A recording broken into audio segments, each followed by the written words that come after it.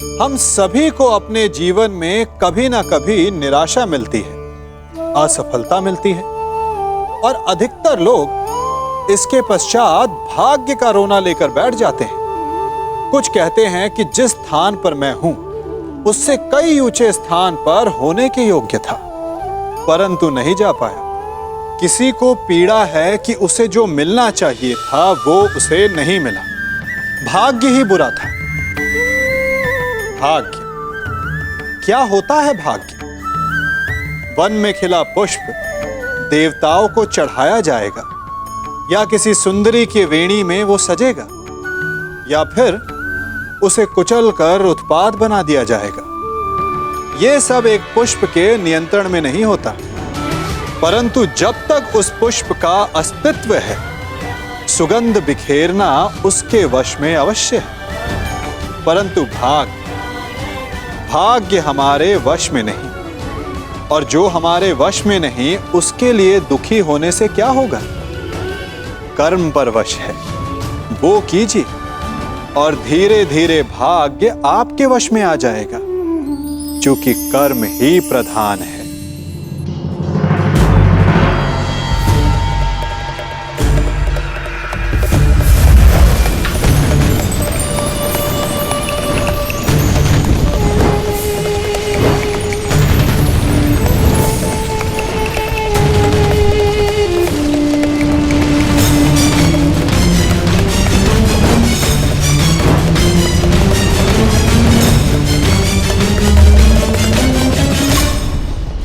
भीम आओ।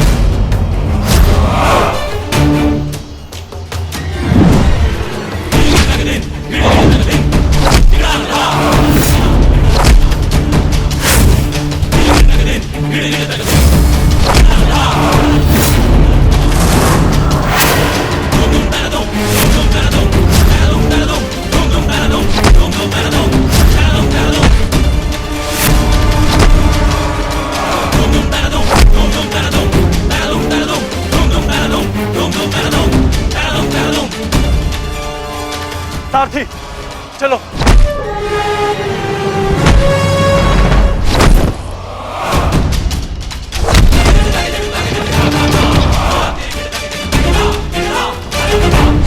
विश्वास नहीं होता मामा श्री कि आप हमारे शत्रु के साथ मिलकर हमें ही परास्त करने पे तुले हैं। आपसे सहायता मांगना हमारी सबसे बड़ी भूल थी, किंतु आपको परास्त कर हम अपनी भूल का पश्चाताप करेंगे। आइए मामा श्री, हमसे द्वंद्व कीजिए। जिसे कल मेरे महारथी ने छोड़ दिया था, मैं उन्हें मारना नहीं चाहता। जाओ, लौट जाओ। कर्ण ने तुम्हें क्षमा किया था, इसलिए मैं भी तुम्हें एक और अवसर देता हूँ। जाओ, लौट जाओ। अपनी ही बहन के अंश को नहीं मारना चाहता, इसलिए लौट जाओ। कहीं ऐसा तो नहीं कि आपको हमसे है लग रहा हो मामा श्री? है। शल्य को भय।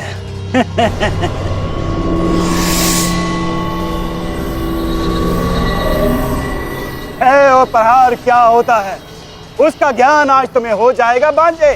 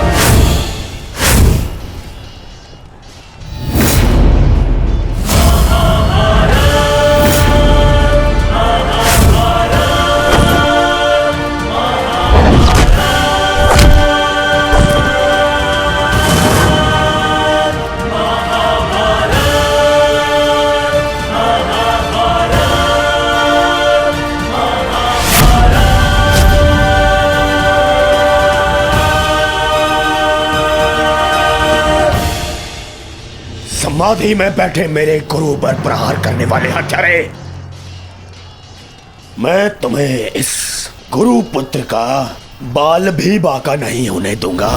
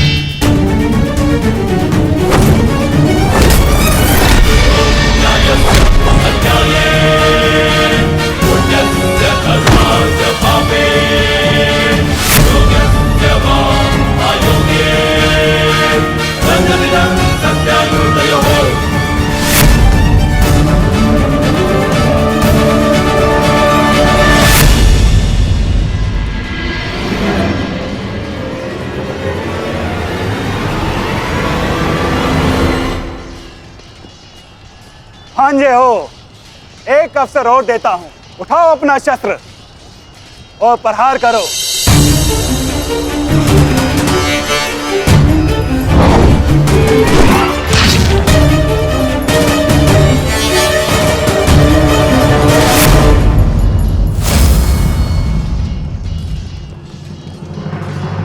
क्या हुआ? कोई पांडव सेना में ऐसा भी नहीं है जो मेरा सामना कर सके? या तो मुझसे युद्ध करो, अन्यथा अपनी पराजय स्वीकार करो। ये सब क्या हो रहा है माधव? मदरराज अचानक से इतने शक्तिशाली कैसे हो गए? क्या उन्हें परास्त करने का कोई उपाय नहीं? किसी भी शक्ति का तोड़ ढूंढने से पूर्व उस शक्ति को समझना अनिवार्य है पार्थ। है कोई मेरे समक्ष जो मुझसे युद्ध कर सके? मद्रराज की शक्ति उनके शत्रु के क्रोध में है पार्थ। उन्हें केवल वही परास्त कर सकता है जो अपने क्रोध को अपना अस्त्र बना सके, या वो जिसे अपने क्रोध पर पूर्ण नियंत्रण हो, जैसे कि अंगराज कर्ण ने किया था पार्थ। अपने क्रोध को अपना अस्त्र बनाकर उन्होंने शैल्य को पराजित किया था।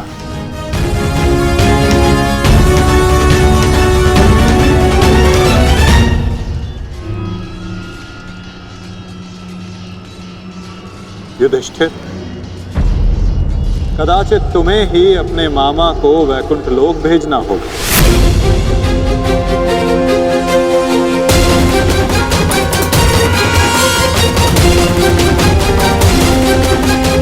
कदाचित तुम्हें ही अपने मामा को वैकुंठ लोक भेजना होगा।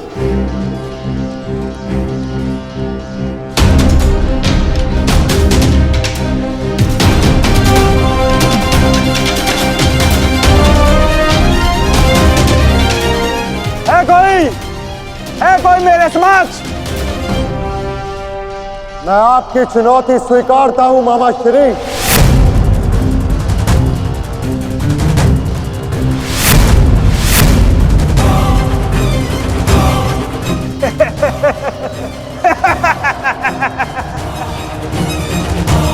जब अर्जुन का गांडीव, भीम की गदा मेरा कुछ बिगाड़ नहीं सकी, मेरे भांजों को भी मेरे समक्ष घुटने टेकने पड़े, तो तुम किस अस्त्र की सहायता से मुझे परास्त करोगे युधिष्ठिर? हो, कहीं तुम चौसर के खेल की चुनौती देने तो नहीं आए युधिष्ठिर? ओ, मैं तो भूल गया था, तुम जीत के लिए अस्त्र नहीं उठाते, अपने परिवार को दांव पे लगाते हो, दांव पर।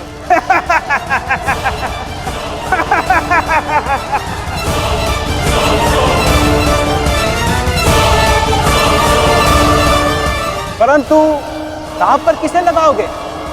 पांचाली को तो तुमने बुलाया नहीं है?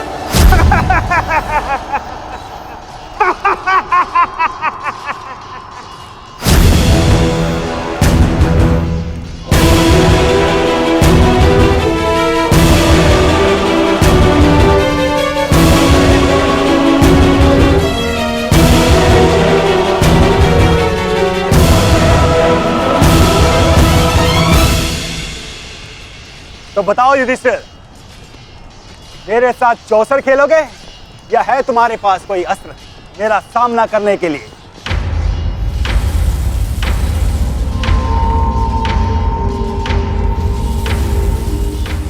अस्त्र है मेरे पास।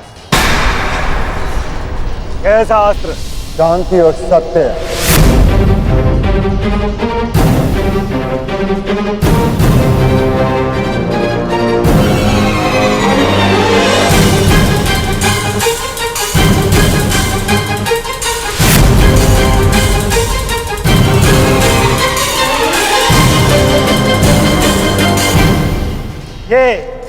ये समस्त विनाश तुम्हारे कारण हुआ है।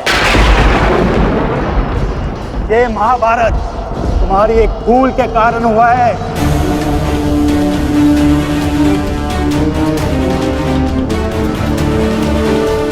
आपने उचित कहा मामा श्री।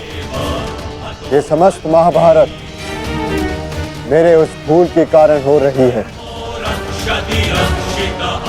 तो अब समय आ गया है अपनी उस भूल को सुधारने का, और आपका समय आ गया है अपनी भूल का पश्चाताप करने का। इस प्रकार के पुरुष हो तुम। द्रौपदी का पान स्मरण करके लज्जा और क्रोध नहीं आता तुम्हें? जो ना कर सके उस पर शोक मनाने से बेहतर है कि अभी जो हमारे वश में है वो कर्म किया जाए। और इस समय मेरा कर्म युद्ध है। सावधान मामा श्री। तो आओ युद्ध करो।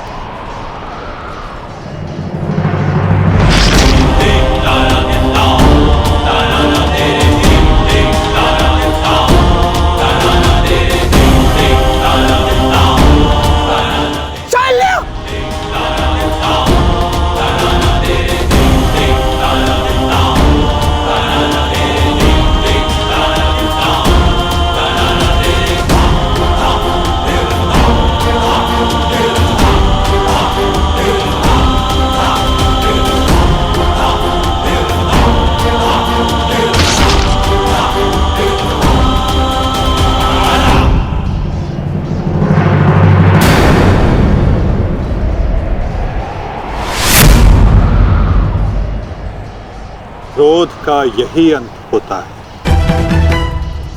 मनुष्य का क्रोध मनुष्य को ही भस्म कर देता है। स्मरण है पार्थ, ये वही मामा थे जिन्हें विवश होकर कौरवों का साथ देना पड़ा।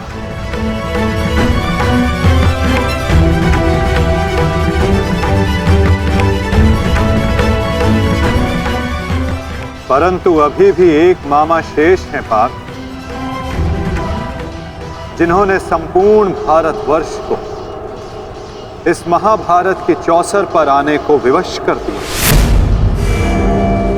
क्या उन्हें अपने पापों का दंड नहीं मिलेगा?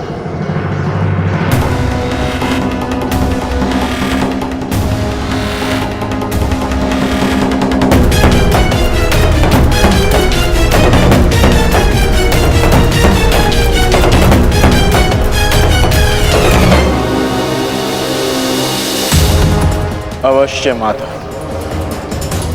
गांधार राज को दंड अवश्य मिलेगा।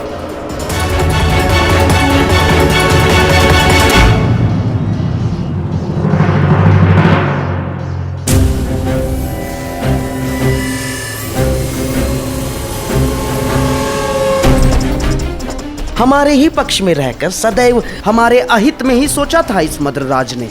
इसके कर्मों का आज इसे उचित दंड मिला। अभागा मामा अपने ही भांजे के हाथों अपने प्राण खो बैठा। सत्य ही तो कहा है किसी ने, जीवन एक चौसर का खेल ही तो है। एक ही भूल और हमारे ही पासे हमें हार दिलवा देते हैं। ठीक कहा गांधार राज, आपने अपने और अपने संबंधियों के जीवन को एक चौसर का खेल ही तो बनाकर रख दिया है। आपकी कुटिल नीति के कारण आज एक भाई दूसरे भाई के लहू का प्यासा हो गया है। आज संपूर्ण भारतवर्ष इस महाभारत के रण क्षेत्र में आ सिमटा है। इसका दंड तो आपको अवश्य मिलेगा गांधार राज। समय आ गया है कि आपके श्वासों के पास आप ही के जीवन का दांव उलट दें।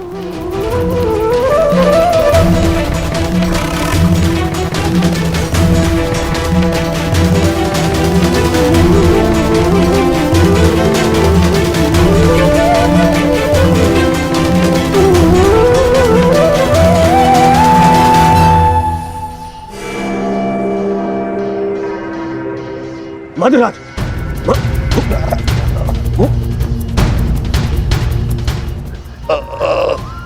मद्रराज, जाओ सहायता लेकर आओ, जाओ। मुझे क्षमा कीजिए युवराज, इससे अधिक आपकी सेवा नहीं कर सकता। मेरा अंतिम समय आ गया है। नहीं मद्रराज, नहीं। आपका साहस और आपकी शक्तियां बहुत प्रशंसनीय है। मेरी सहायता करके आपने अपना वचन पूर्ण किया। मैं दुर्योधन ये घोषणा करता हूं कि आपने अपना कर्तव्य पूरा किया मद्रराज, पूर्ण किया मद्रराज। और आपको कुछ नहीं होगा। अरे सेवकों, सहायता लाओ। मुझे मृत्यु का भय नहीं है युवराज, बल्कि संतोष है। परलोक जाकर उस महारथी महावीर को अपना मुख दिखा सकूं, जिसका सारथी बनकर भी मैं अपने कर्तव्य का पालन नहीं कर सका। उसके सम्मुख जाकर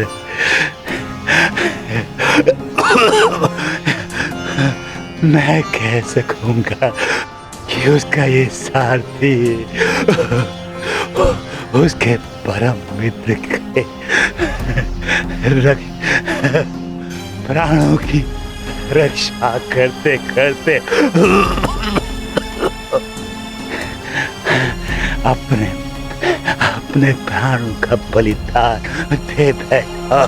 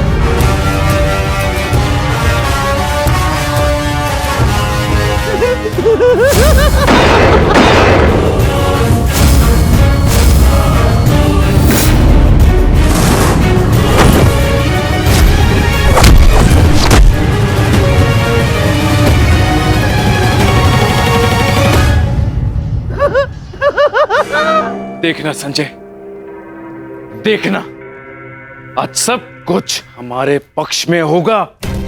पुत्र के समक्ष आज कोई भी नहीं टिक पाएगा, कोई भी नहीं। आप बिल्कुल उचित कह रहे हैं महाराज। युवराज दुर्योधन के पराक्रम का सामना आज कोई नहीं कर पा रहा है। उनका प्रत्येक प्रहार शत्रु पक्ष को वज्र की भांति तोड़ रहा है महाराज।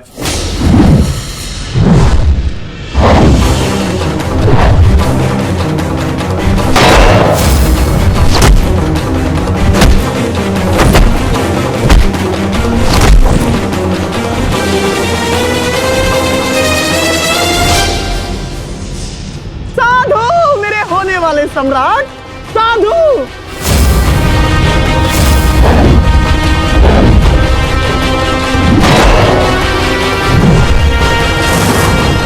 आज इन पांडवों में से एक भी नहीं बचना चाहिए दुर्योधन, एक भी नहीं।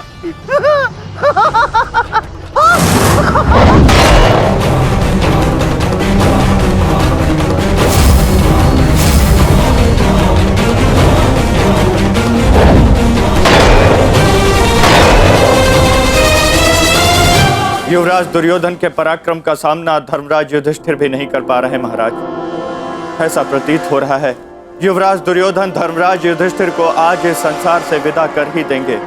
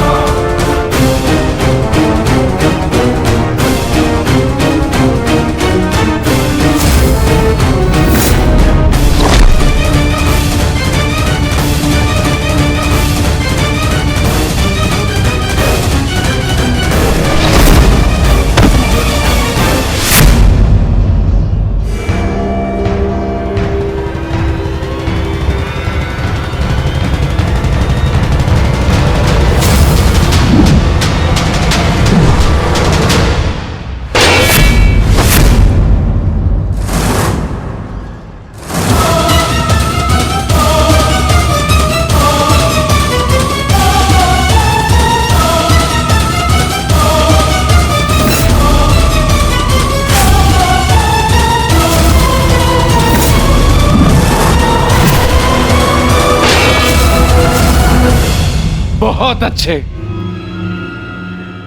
आज मेरा पुत्र मेरे 99 पुत्रों की मृत्यु का प्रतिकार लेगा।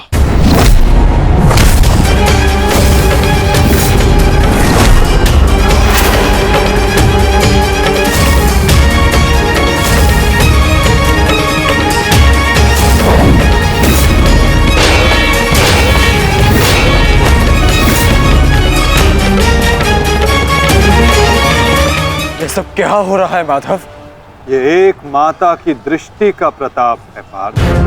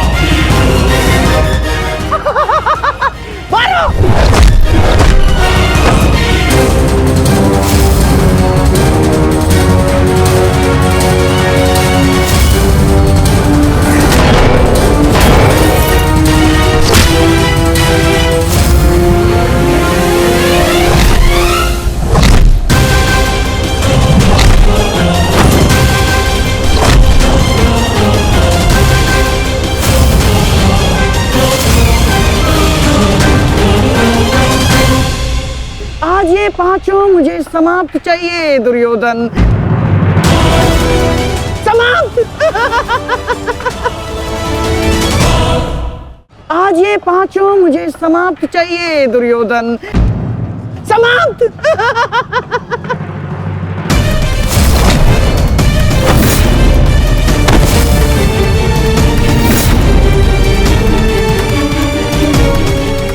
आज दुर्योधन को बल से परास्त करना असंभव है पार्थ। तो फिर मैं क्या करूं माता? इस प्रकार मैं अपने भ्राताओं की दशा नहीं देख सकता। प्रयास करो पार्थ। दुर्योधन का शरीर भले ही वज्र हो, किंतु उसका मन तो वही है। लालच, काम, क्रोध से युक्त व्यक्ति शीघ्र अतिशीघ्र थक ही जाता है।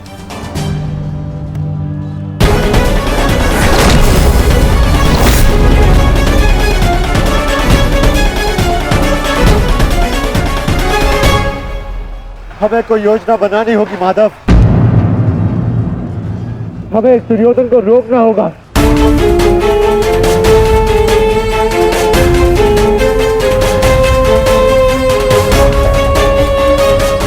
ये एक माता का वरदान है युधिष्ठिर, जो तुम पर श्राप बनकर टूट रहा है। आज आपको इस प्रकार कष्ट देने के लिए मैं क्षमा चाहती हूँ, किंतु आज इस संकट की घड़ी में वो केवल आप ही हैं जिस पर मैं भरोसा कर सकती हूँ, क्योंकि आप ना ही मेरे संबंधी परंतु न्याय के रक्षक भी है श्री बलराम।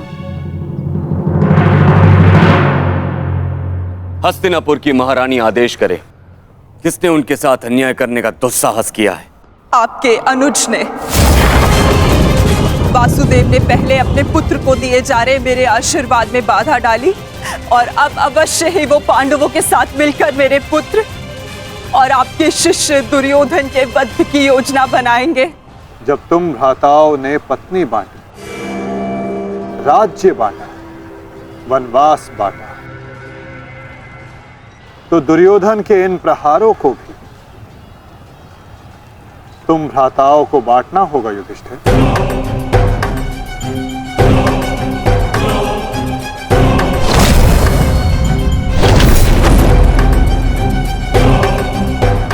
हमें दुर्योधन के थकने की प्रतीक्षा करनी होगी,